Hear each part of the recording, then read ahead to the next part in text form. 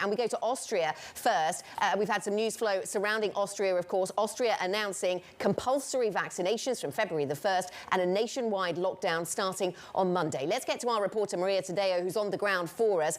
Maria, we were expecting to hear some tougher measures from Austria, but this tougher than perhaps people were anticipating and tougher than other European countries so far. It is, Anna. This is much more drastic than anything we anticipated just yesterday. The idea was that, of course, a number of regions in Austria could go into a lockdown, but this is the entire country for 22 days starting Monday. The government also says that it will enforce a vaccine mandate for the entire country. Now, these are the most drastic measures so far in Europe to deal with this new wave of coronavirus. A lot of this, of course, responding to inefficient measures to reach out to unvaccinated people to get the vaccine. The problem that a lot of governments are dealing with, and particularly in Austria right now, is that they have not managed to convince people to get the vaccine. They're dealing with a very challenging situation with people who for 6 months have decided they don't believe in the vaccine or they don't believe in government, and therefore they don't want to take it. And until now, the incentives have not worked. So they're going for much more dramatic and drastic measures. And also over in Germany, Anna, you alluded to this too. We hear from the health minister also saying we're not going to exclude a lockdown, and it is clear the vaccines at this point are not going to do the job. We need more.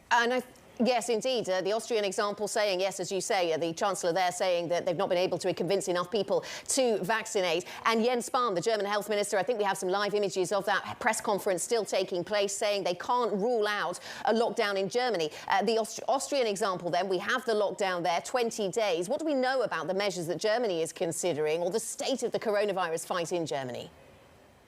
Well, you know, Anna, when you look at the numbers in Germany, they do point to an infection rate that is going through the roof, but they also show that hospital rates and hospital admissions are also jumping ahead of winter. Angela Merkel was very clear yesterday saying this is a new wave that is hitting the country in full force. Now, we have seen a number of measures now kick in for unvaccinated people. You're not allowed in restaurants, you're not allowed in venues in an area that's badly hit if you're not vaccinated. But what is changing the narrative this morning, of course, is that the government is escalating today the language, saying we're not going to exclude lockdowns anymore. And of course, we see that the booster shot and the vaccine, that may not be enough. We need a break to end the cycle that the country is in right now. So that's suggesting perhaps that we're going to see much tougher restrictions kicking in. The question is whether this is a whole of Germany or just regions that are badly hit like Bavaria.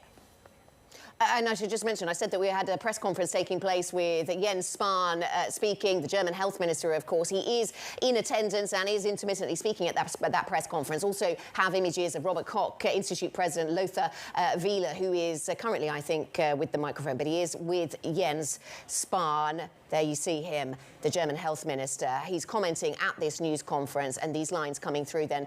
Germany not able to rule out further lockdown measures on the same day as we hear pretty drastic measures coming in Austria. Maria, worth just reflecting on the divergent performance we're seeing across different parts of the EU, isn't it? Because we're focused, of course, on the epicenter of this wave, and focused on where this fight is toughest, where vaccination rates are lowest, and that is in Central and Eastern Europe, to simplify things possibly a little too much.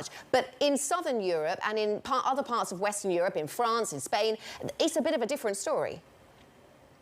Yes, and Anna, and also just briefly, I mean, you mentioned the head of the Public Health Institute in Germany speaking at that press conference right now. They have been very critical of the German government, saying they're not taking, or they did not take preventive measures, partly, potentially, because of the election. Nobody wanted to rock the public opinion, and this is now the repercussion of not doing enough to prevent the spread of this. The National Health Institute in Germany was very clear just a few weeks ago that the wave was already taken on, and they called for measures weeks ago, which of course are only happening now. In terms of the divergence that you referred to, Anna, you know, to say this is a full wave across Europe would not be accurate. We know that in countries like Portugal, Spain, even Italy, France, countries that have enforced a health pass, but also a vaccination mandate for public workers and hospital workers, the infection rate is much more controlled, or much more under control. So it does show that this is not a full story happening in Europe. It really is now about Central Europe and Eastern Europe and the big no-vax movements that we've seen in some of those countries.